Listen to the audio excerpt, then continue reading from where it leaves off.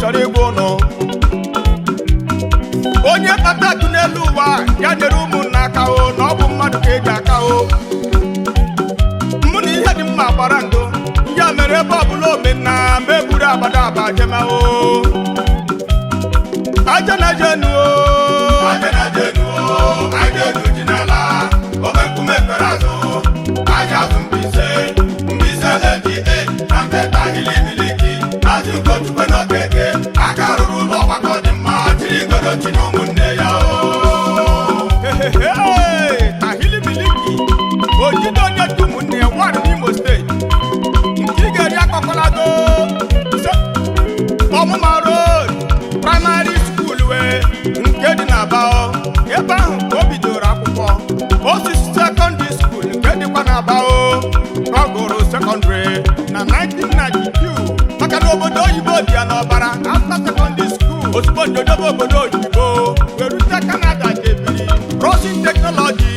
nke dị na Canada ka ọ gụrụ mahadum n'afọ 1997 o wee bụrụ imirikiti connection n'ihi na ọ bụ onye isi akwụkwọ wee debe n'island jebiri Luka Dublin ka o si eje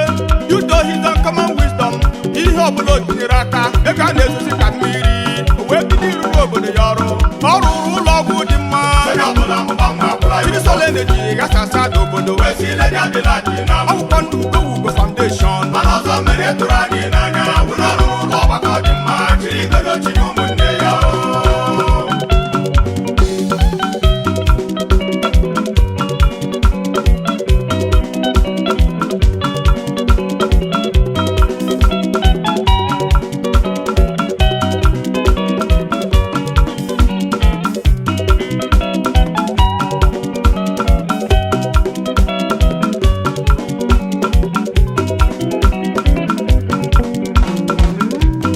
ọrụ ọma ndị ahụ n'obodo ya mere oke nkume youth movement iji wee nye ya ugo ruru ya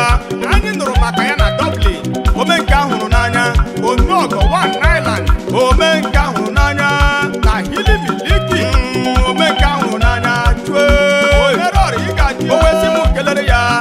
oriakụ ya hụrụ n'anya Mrs. Ebere ibezi m Ugochukwu Okeke agbara dị mma na agwa ụdị ya n'iru oji olu eme nka nwanne m onye chọwa enyemaka ego n'island ka kwuo n'eziokwu onye ka ọ ga-akpọ Tahili Miliki onye a na-eme mmegide ọtụ onye ga-agba ọgụ nwanne m onye ka ọ ga